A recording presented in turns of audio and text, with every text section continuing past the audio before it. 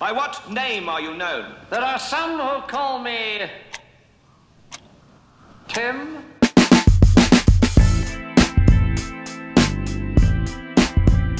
Get him. Get him. This is Adam. Step into the ring of life with the 20 Tim Minutes podcast. The Ring of Life. Welcome to 20 Tim Minutes, a podcast that focuses on mental health through humor, insight, and personal stories. I am your host, Tim McCarthy. Welcome to episode 40. That introduction was by my man, Adam. We became friends through the podcast, through a mutual friend, mutual former guest. Adam, thank you for that introduction. The Ring of Life. That's what I'm here about. That's what I'm about. Episode 40. Kind of crazy. Totally forgot it was going to be episode 40, but so that's like two 20s. So 20 Tim minutes. 40 is the new 30, so this is actually episode 30, right? I love that. I'm getting too old. Then someone's like, 40 is the new 30. It's like when someone's wedding gets rained on and someone's going to be like, well, it's good luck. No, you're just saying that to make them feel better. It's okay. Just be honest. Having your wedding on a rainy day, Alanis Morissette, that stinks. And I wouldn't want that to happen to anybody, you know? Wouldn't. Hopefully everyone's doing great. I am recording this episode pretty late.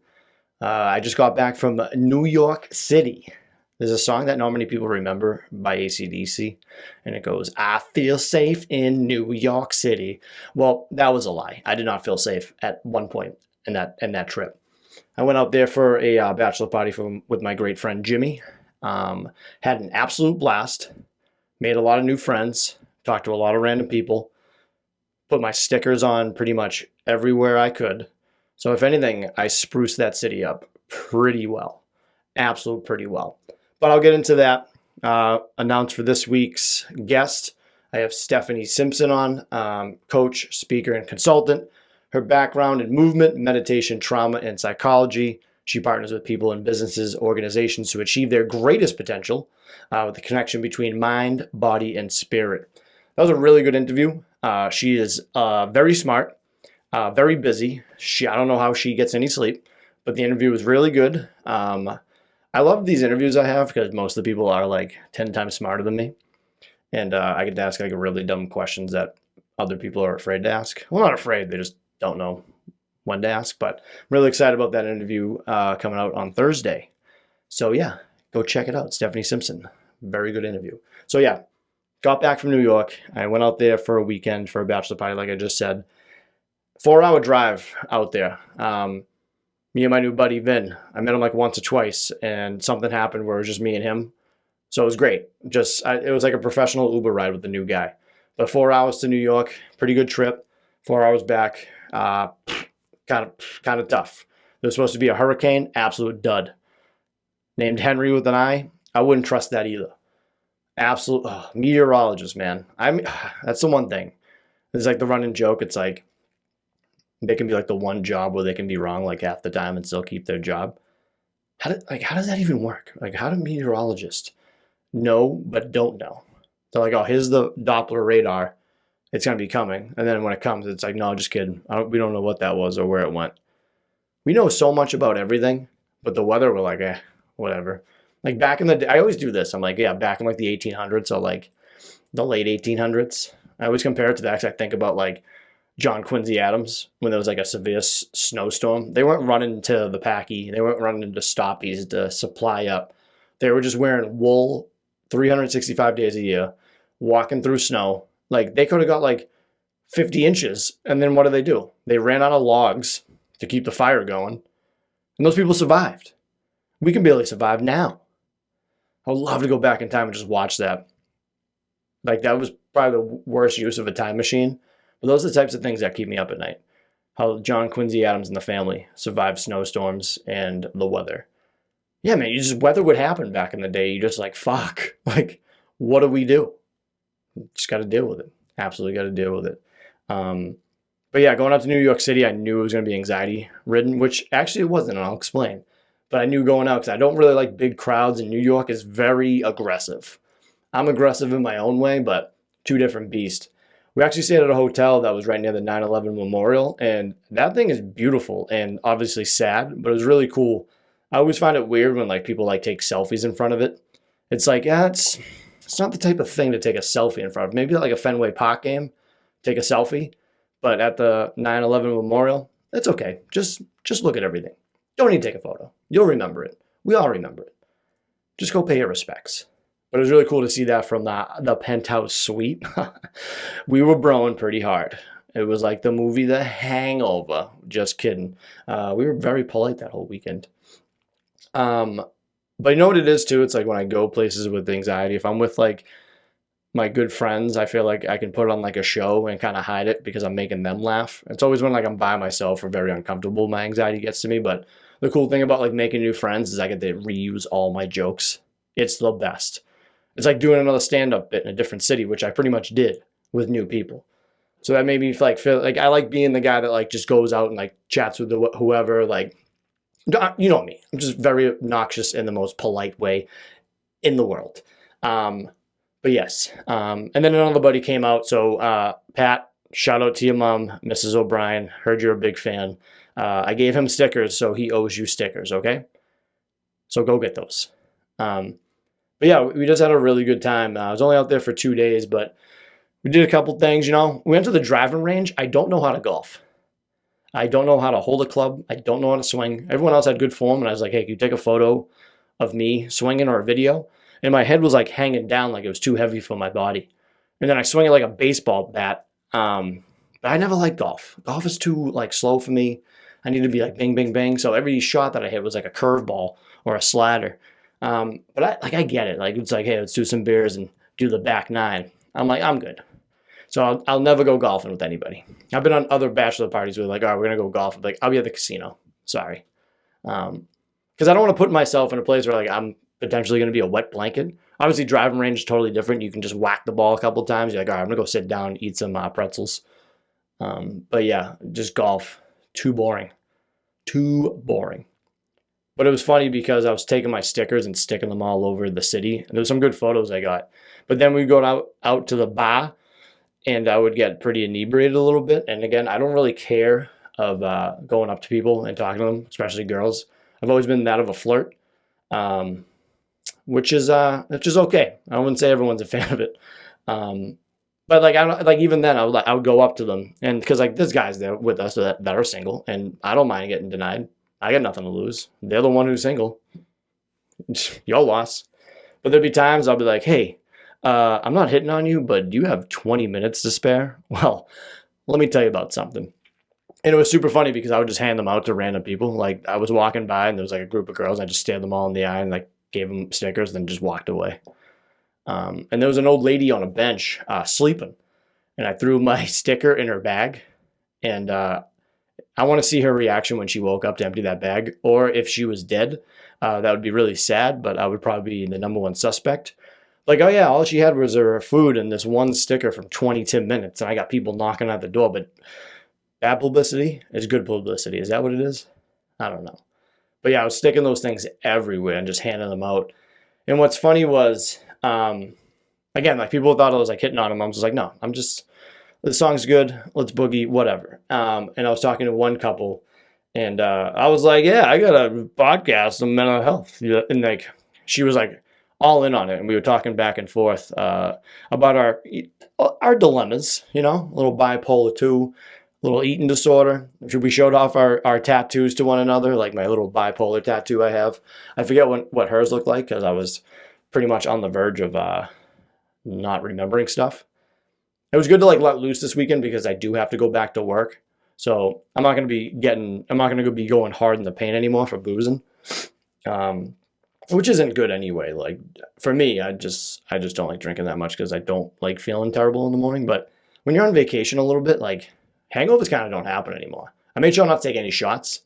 But I did stay out until like 4 a.m. because I heard bars were open up till 4 a.m. and everyone kind of passed out.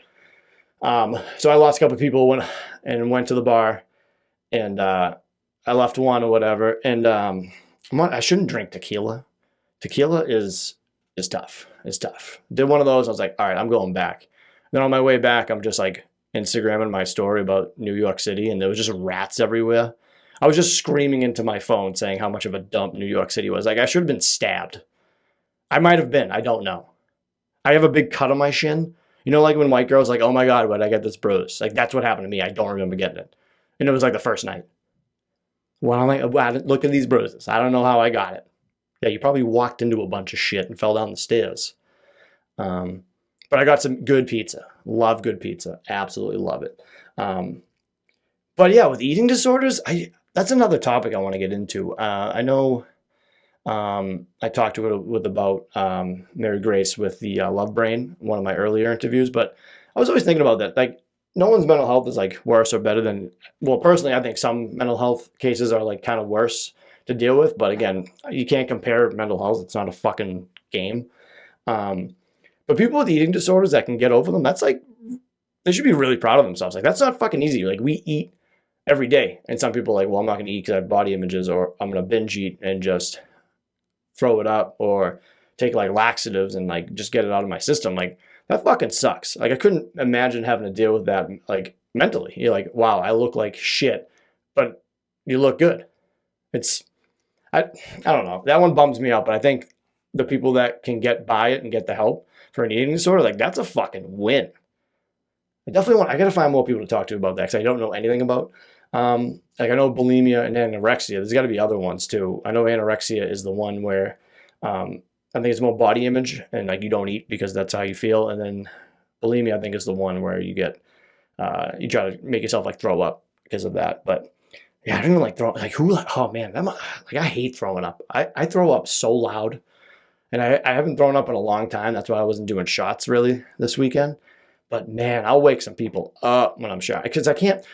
When I put a Q-tip in my left ear, I gag. I don't know why. Is that a thing? Can someone like message me on the side and be like, yeah, everything's connected? But the only time I gag from a Q-tip is when it's in my left ear. And, but yeah, throwing up fucking sucks. I don't even know where I was going with this, but just shout out to not throwing up, because that's where it's at. Drink some water. It's crushing waters too. I gotta get better on that. So I'm going back to work, right? And, the time I had off was good. I needed to reset and everything. Kind of anxious going back, because you're going to have like that thing being like, oh, is everything all right? What happened? I'm just going to be like, HIPAA. HIPAA's what happened. Just awkward to like it's like awkward to be out with a mental health disorder, because if you're like sick, you just stay home. But it's like, well, me being home is driving me crazy. Just not like in a sense, but like in a sense, like I'm just feel like I'm in an asylum. And I need to get like out in fresh air. But like, when you're sick, you're like, I can't go out. My mom's going to be pissed. But yeah, I do feel good. I think I'm ready to go back. I got cleared by my doctor and my therapist, talked with them, which was really good. I can't say enough nice things about my therapist. And again, I saw the nurse practitioner. She was a fucking sweetheart, which all nurse practitioners are the best. So what is the nurse to a nurse practitioner? She just the nurse, intern nurse, I don't know, but either way, I had them cracking up, because I pretty much said that to them, like, hey, why are you guys better than doctors? They all like, haha, but I'm like, she was like, I know you're serious, and we feel the same.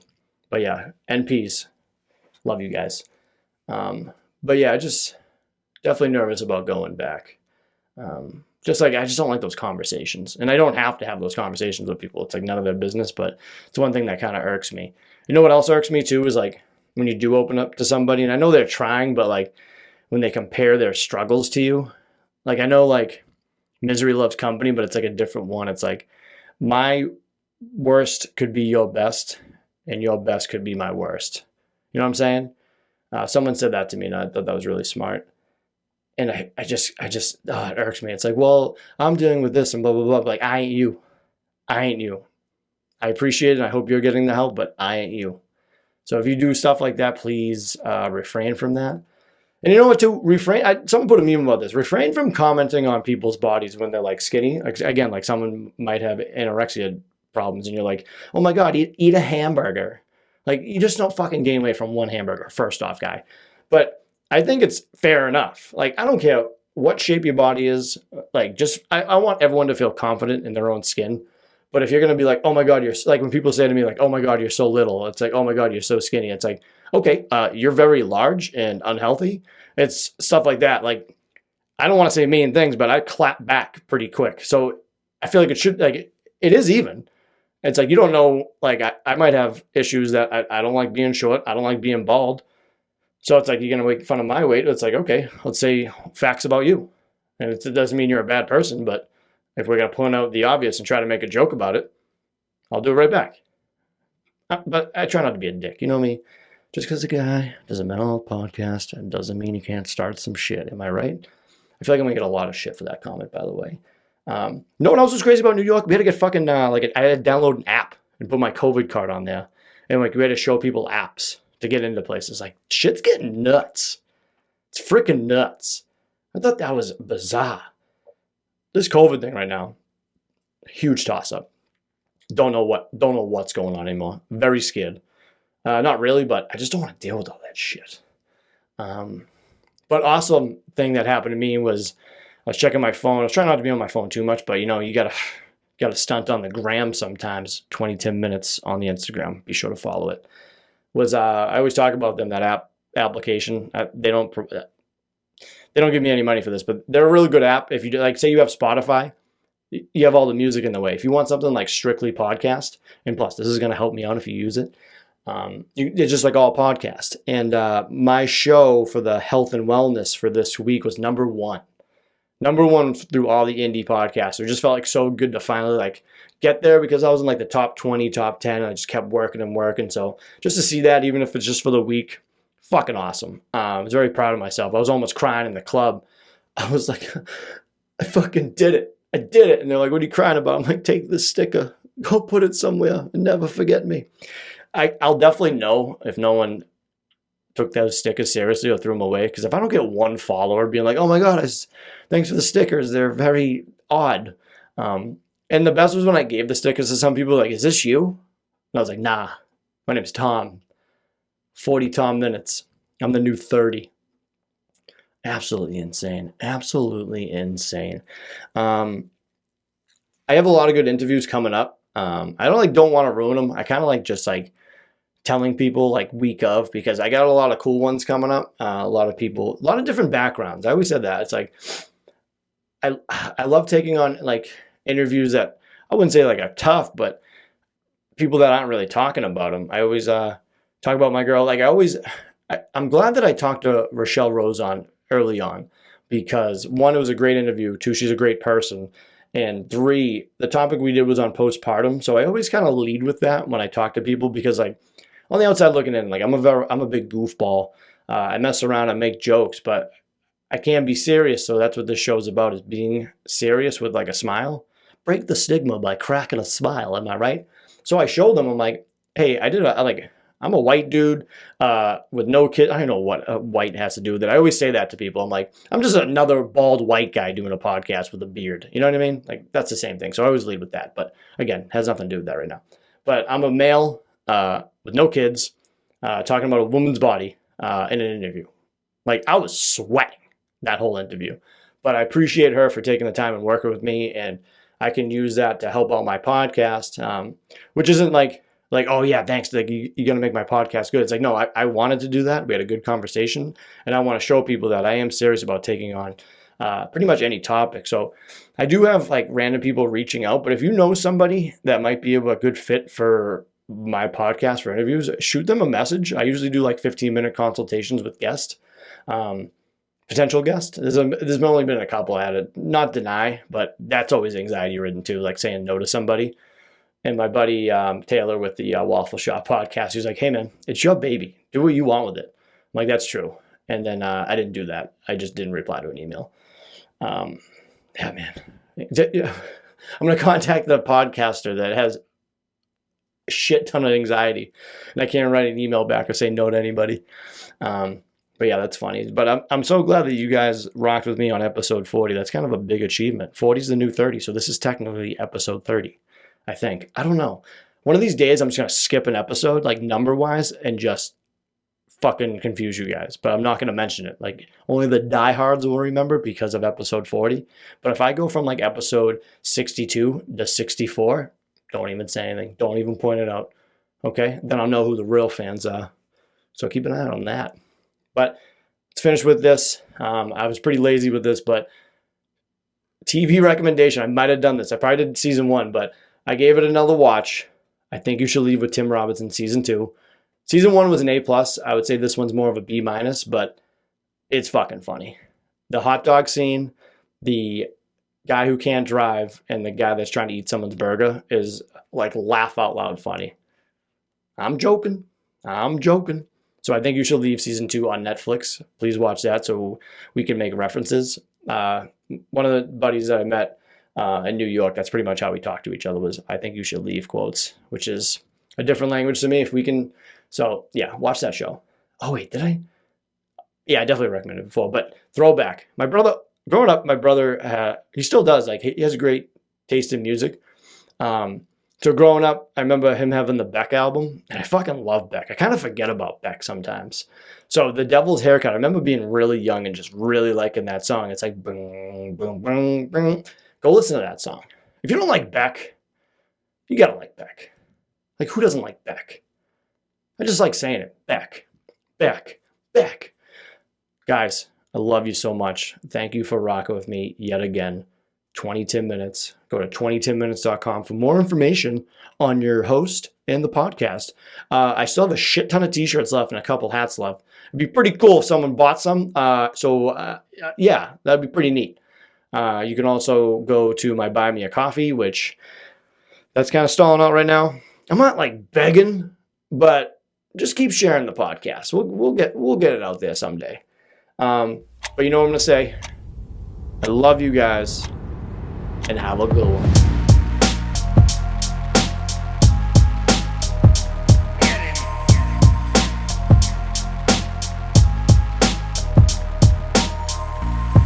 You can kiss my ass.